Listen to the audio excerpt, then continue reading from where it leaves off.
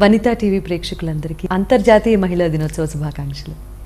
జీవితం ఒక అందమైన కళ లాంటిది. ఆ అందమైన కళని కరిగిపోకుండా చూసుకోవాల్సినటువంటి బాధ్యత మనదే. మన జీవితం, మన మైండ్, మన హార్ట్ మన చేతుల్లో ఉన్నటువంటి విషయాలు. మనం ఎలా ఊహిస్తే ఒక అందమైన తెల్ల కాగితం లాంటిదే.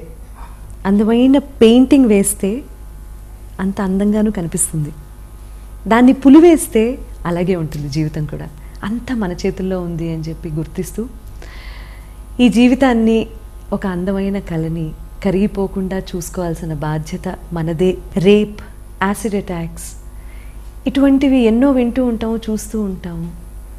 ఇవేవి లేని సమాజం ఒకరోజు చూడాలి అన్న కోరిక, ఆలోచన ప్రతి మహిళలకి ఉంటుంది, పురుషులకి ఉంటుంది. ఆ సమాజాన్ని మనందరం కలిసి సృష్టిద్దాం.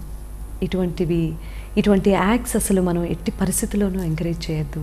దానికి కావాల్సిన చట్టాలు కూడా ఉన్నాయి. వీటిని కఠినతరం చేయాల్సినటువంటి బాధ్యత గవర్నమెంట్ మీద కూడా ఉంది.